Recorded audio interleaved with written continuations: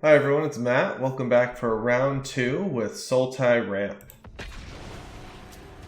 One thing I've run into on the ladder recently that's been pretty interesting is a few decks are running Scrabbler's Claws, which is a way to force your opponent to exile a card from their graveyard, or for 1 mana you can sacrifice it to exile a target card in their graveyard and draw a card. And in some of the longer grindy matchups, especially as Escape and Rakdos Sacrifice become more and more popular, I think that might be a piece of tech that a lot of people go to. So here, unfortunately, this combination of mana doesn't really let us do much, so we're going to mulligan. And this looks much better. So we'll keep, and it's between Casualties and Krasis. I'm going to get rid of the Casualties just because we're really far off of that, and Krasis will actually let us draw into more lands. Don't want a second one, though.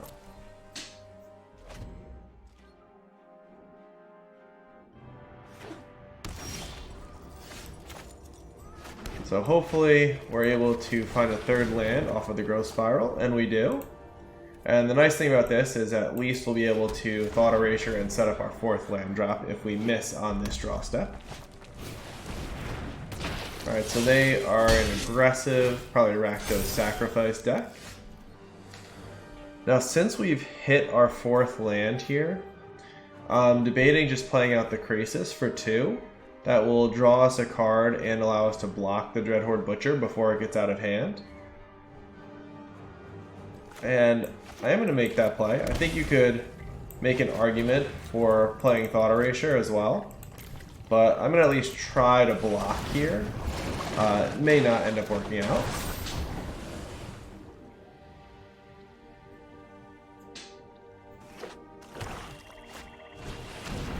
Okay, so Midnight Reaper is going to allow them to draw a card off of this, but at least they're not getting totally out of control with the Dreadhorde Butcher. And this deck has a pretty strong late game, so as long as we can survive until later in the game, we should be in pretty good shape. Okay, and it feels like we should probably get Nissa going here.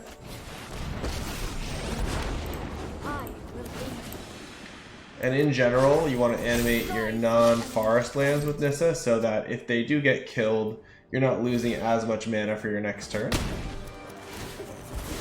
And I'm perfectly happy with that trade, as now our opponent isn't going to be able to draw just a ton of cards off the Midnight Reaper. And because all of our lands that are currently in play are forests, we can generate quite a bit of mana on this next turn.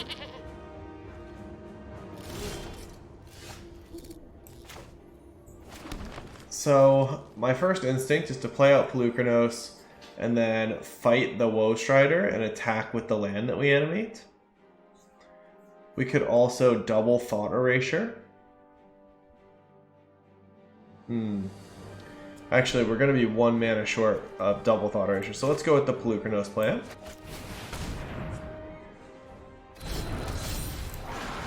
Go ahead and animate the Overgrown Tomb. This is a little bit risky. If the Overgrown Tomb gets killed, we are off of black mana.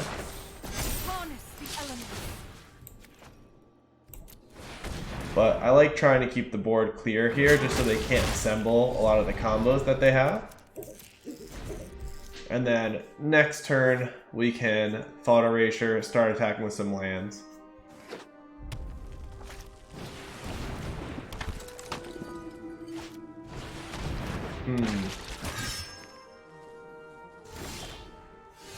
Okay.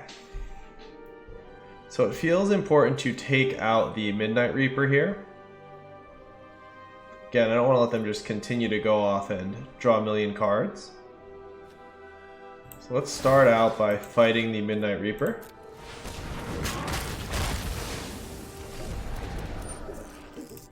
And now, we're just a little bit short of bringing back a gigantic Polukranos. Go ahead and get another black mana. Can Thought Erasure, and then if we animate the black land, we can bring back the large Polukranos. Ooh, and Casualties of War is excellent, so as much as I want to fill up the graveyard, I'm going to definitely keep that on top. Go ahead and animate the swamp. And bring back Blue Rakdos. And I was just really excited to be able to do that. I really should have attacked with the swamp first, as there's no downside to that. But I don't think that will end up being super relevant. Alright, so here they found a Mayhem Devil. They can sacrifice a fetch land to deal 1 damage, but we're not too worried about that. And then they can sacrifice both the Mayhem Devil and the token, but because we have a couple different animated lands out, I'm also not that worried about that plan.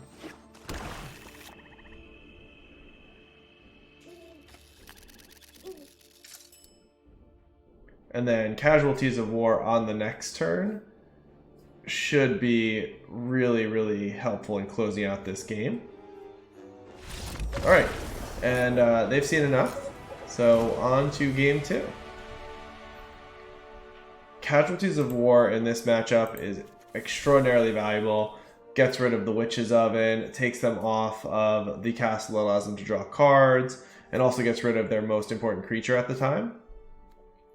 So let's see, what are we going to cut here? I think that Thought Erasure becomes significantly worse as a lot of their cards are recursive and they can benefit from getting additional cards in their graveyard. I like both Rituals of Soot coming in and probably a Massacre Girl. Let's get rid of another Thought Erasure. And I'm tempted to cut the last one for an Aether Gust. Yeah, we don't need that much value against this deck. We basically need to survive to the end game. Let's bring in both Aether Gusts as well to help with that. And this looks really, really solid to me, so let's run it. And I like having access to significantly more removal post board because some of the ways that they can really gain an advantage are assembling Midnight Reaper and Witch's Oven and the Cat, or other things like that. So here, this is pretty sketchy because we have a few too many lands here. We do have 1 piece of early interaction and a bunch of Scry lands. I think we can do better. I'm going to mulligan. Yeah, and this is better. We'll keep this. And, man, this is tough to figure out what we'd like to get rid of. I think it's got to be Casualties of War. As good as that card is, we're just pretty far away from casting it.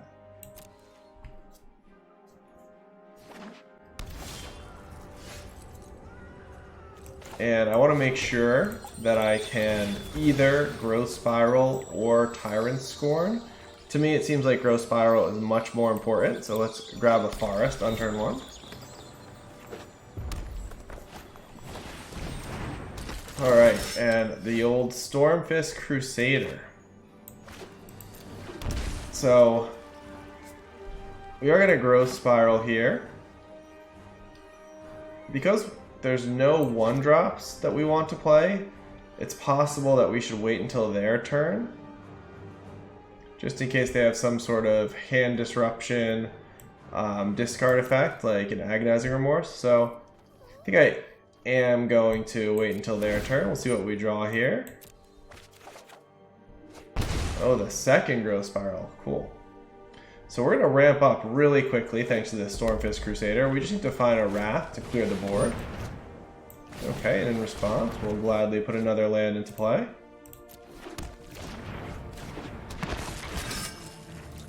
And our next turn is likely going to be a Uro into Tyrant Scorn. So let's start with that.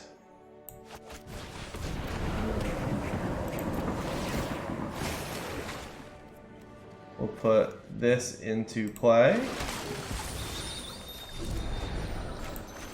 Shock ourselves. And get rid of the Midnight Reaper.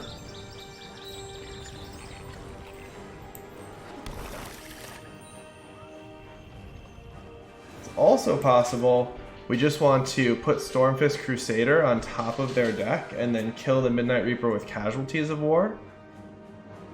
I'm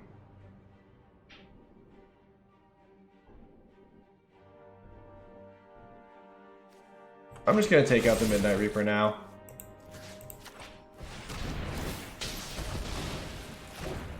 I don't want to give them any chance to get that going, and since we have a lot more mana than they do, we're actually using all of these cards more efficiently than they are.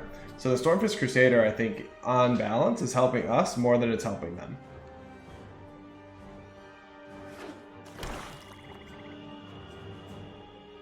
So next turn, the plan is Casualties of War.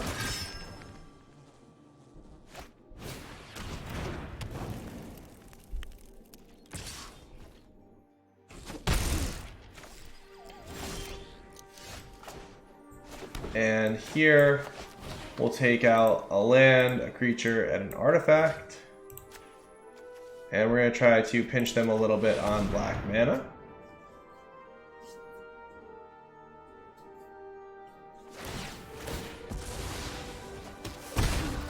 And now our life total is a little bit in danger, but we do have both Uro and Hydroid Krasis to help with that. And by pinching them on mana, again, they're going to end up with a lot of cards that they can't use in hand, while we're actually deploying our cards pretty effectively.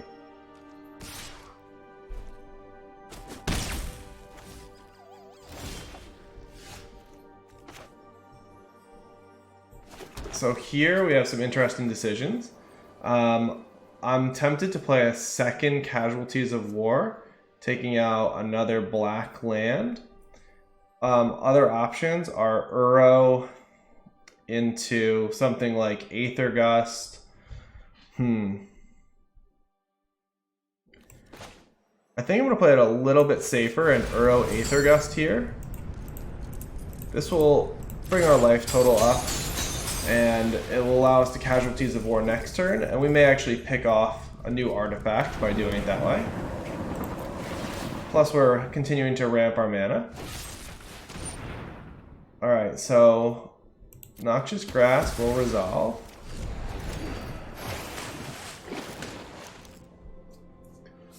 And here, it's between Aether Gust and another Uro. I think just attempting to ramp a little bit more, putting another card in the yard makes sense, and we're using our mana most efficiently there.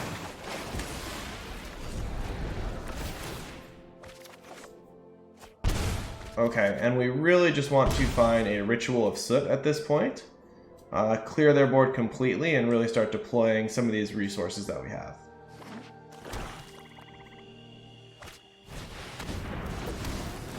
Alright, Rankle is going to put significant pressure on us.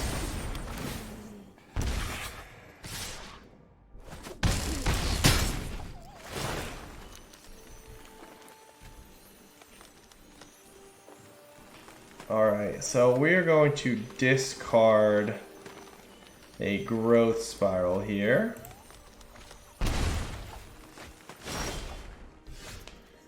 Okay. This is a tough turn. I think we have to start out with Nissa and then try to maximize from there.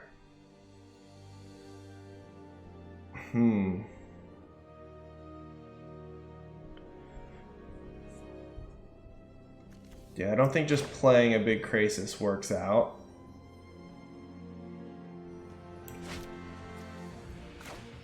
Go into Shock here to get a little additional Nissa mana.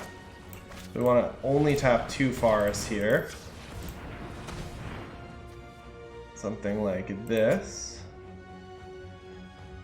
And we won't be able to Casualties of War, however. I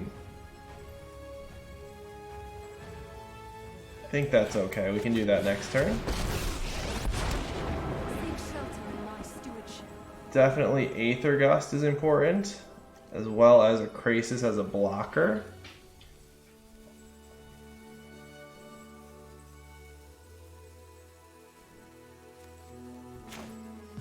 Let's start out with a 4/4 Krasis.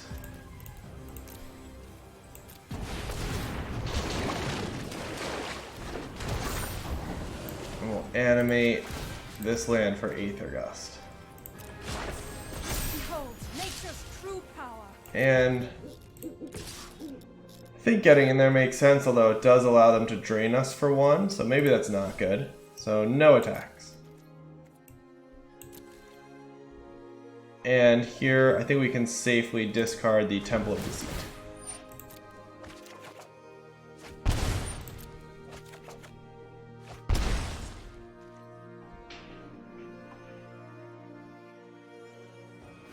Yeah, unfortunately, I think we're just dead here if they do this correctly.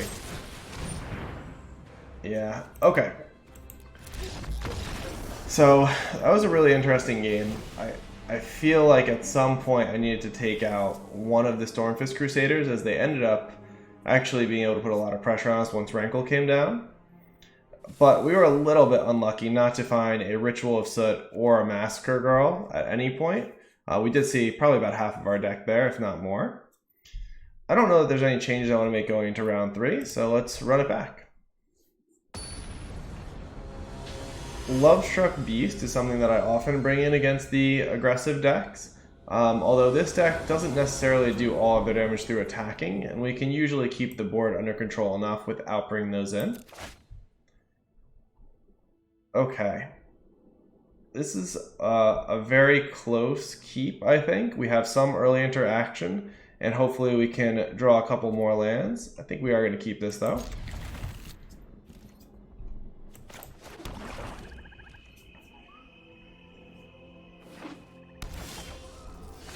Alright, and it's not a land, but it is more early interaction.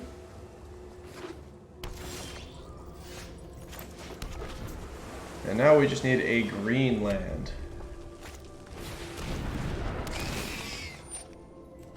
Let's go ahead and kill this before they can actually sacrifice the 0-1 to scry. Alright, right on cue. And I see no reason to hold off on this. We want to really just keep powering into more and more lands.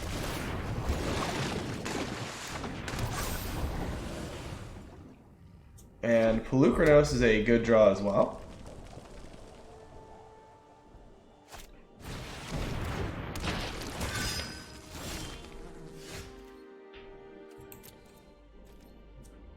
And I'm going to get in here for 2. If they end up removing Polukranos, they're not doing a ton of damage here. Our life total is still quite high.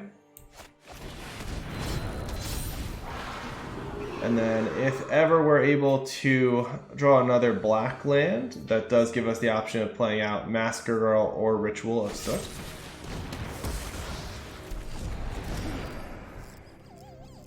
Probably on this turn, I'm going to look to Tyrant Score on the Midnight Reaper.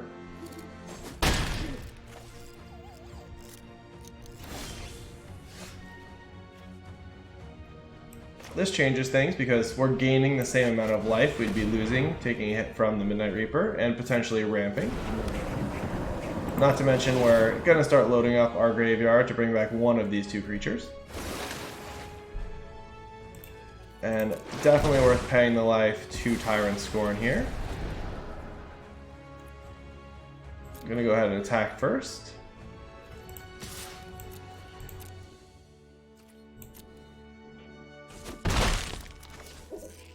And we'll Tyrant Scorn on their turn. I don't think they have any instant speed responses that punish us for this. I realize in the second game I did it on my turn just as a shortcut. Alright.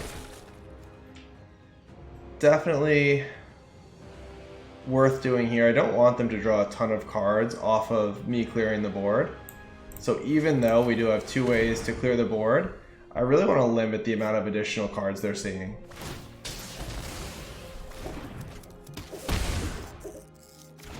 This also slows down the pressure that they can put on us.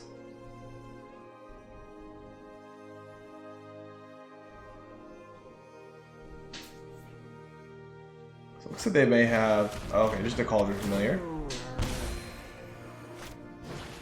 Oh, and they do have the Oven, so they're going to be able to start drawing cards off of this combo here.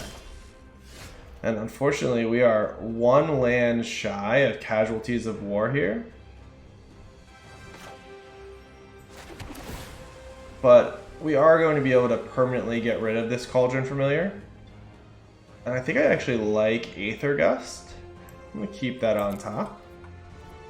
Go ahead and attack first, and then we will Massacre Girl to clear the board.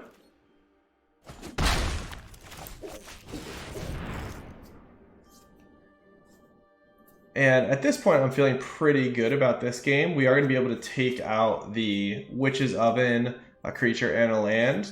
And then we have another Casualties of War to kind of continue to clean up the board and set them back.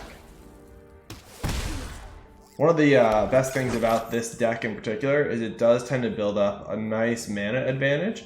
And then if you can ever chain Casualties of War together, you can really put your opponent in a place where they're just kind of out of the game before it's even actually over on the board. Yeah, so the really nice thing about Massacre Girl here is that it's going to leave a 4/4 Menace Body on the board. And because they've chosen to sacrifice to gain the card, we are going to be able to take out this Witch's Oven without them having a chance to play, well, hopefully, without them bringing the cat back. I guess they can sacrifice whatever they play this turn.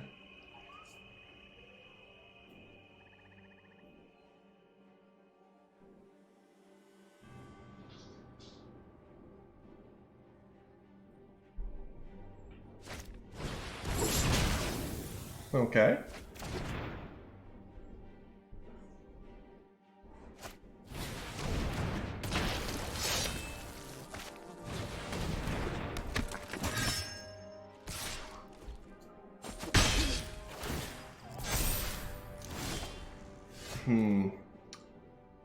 I'm wondering if something like Ritual of Soot is a little bit better than Casualties here. I don't think so, though. We can always Ritual next turn, and I don't think we're going to fall too far behind just yet.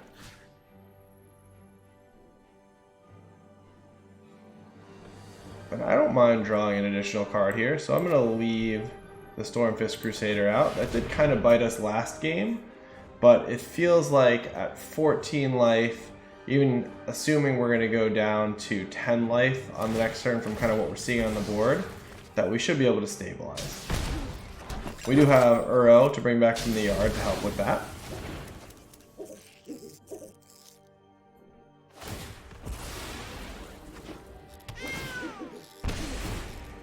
Alright, and then after attacks we'll be at 7, and then we can play a combination of Ritual of Soot and maybe Aether Gust to kind of stabilize.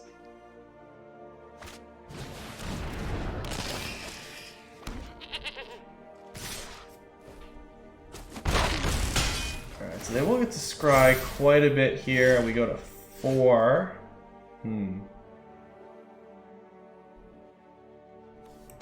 I think we have to start with this.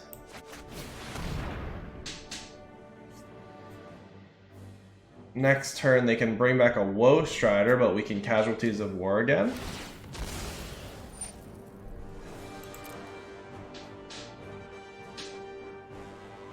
And then Aether Gust means that we can protect ourselves from something like Mayhem Devil off the top. It's going to be close, but it feels like we're still going to be able to stabilize here.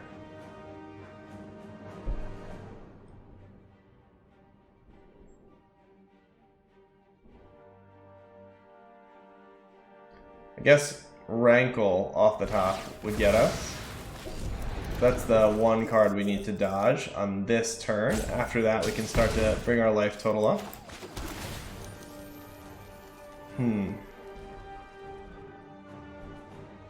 As good as Atris is, I think I just want to continue to hit land drops to maximize things like Uro, Polukranos, and hopefully Hydroid Krasis.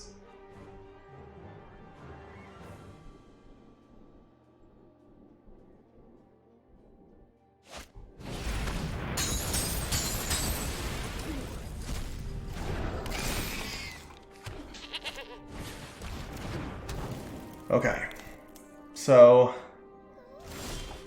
we can Casualties of War here. If we do and they scry into exactly there's only that one card, Rankle, that we need to avoid. Other options are to play out Nissa. If we play Nissa... Wow, this is quite tough. We could also Nissa into Uro. Maybe that's the safest play here. Let's go ahead and do that.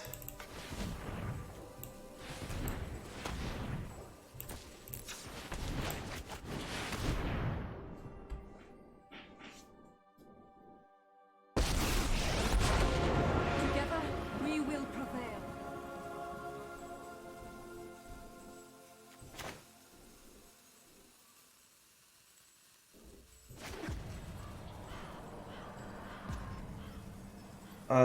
If we put this in tapped, will we have enough then once we animate to keep Aether Gust up? Green, green. I think we have to pay 2 here to do this. Alright, let's get rid of a bunch of non-Pelucranos cards.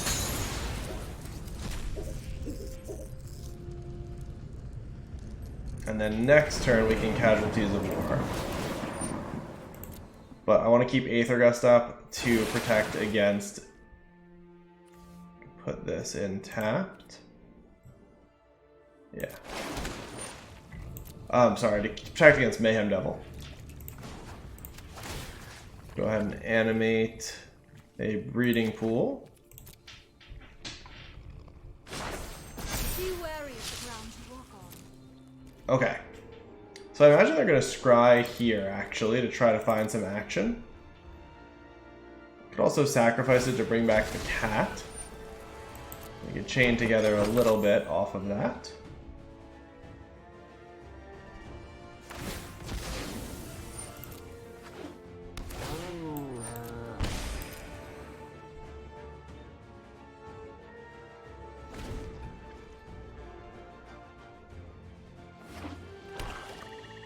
Alright, no Rankle, hopefully.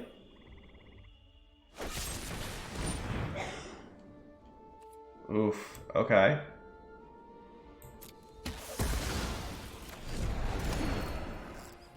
So we're gonna have to chump block here.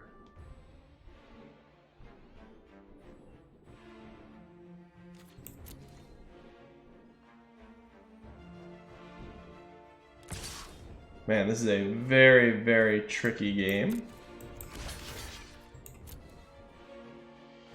Let's float this just in case.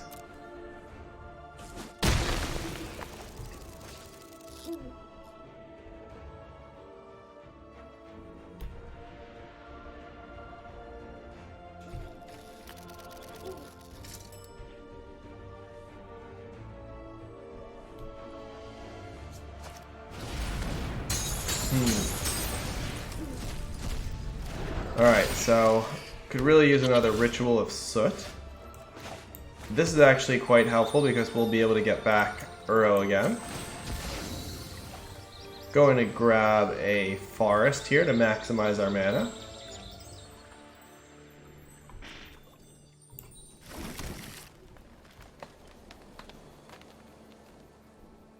Other option would be to Casualties and Pelucranos coming back. That might be a little bit better than Uro even.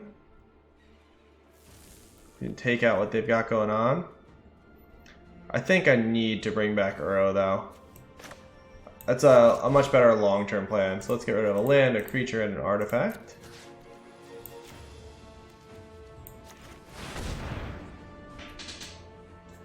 And this also gives us an option of immediately drawing into another useful card here.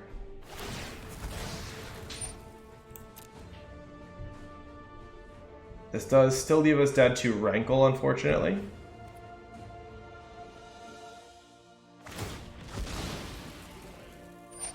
Although, actually, as long as we don't have Rankle plus something else, we can survive a Rankle hit after the 3 life we gain here. Alright, let's clear out the yard. Pelucranos will not be coming back.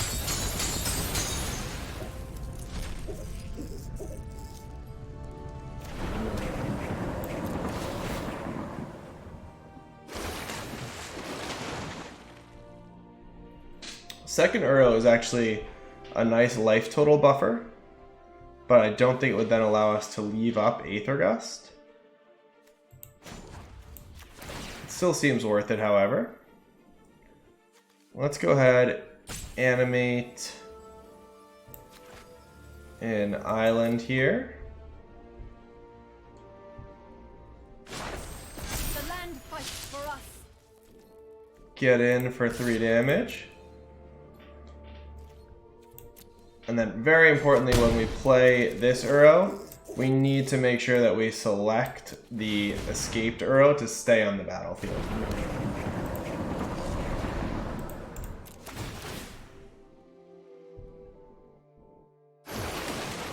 Man, we are finding all of the Uros.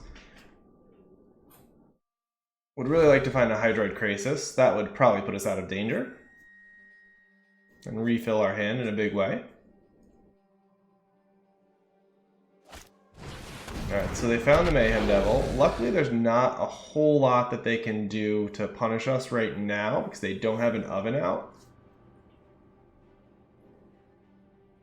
And we will be able to put that on top afterward.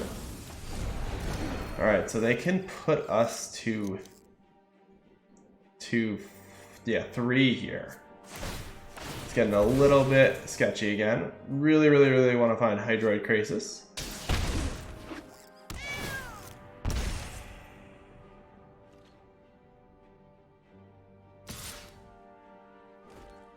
Okay. So we're going to start off right now by Uroing. Let's go ahead and sack this to grab. Eek, down to 2. I was going to say to grab a forest to give us the most possible mana to use here. Oh no. That's going to be it because they can just sacrifice the other 2 creatures now. I needed to Aether Gust first.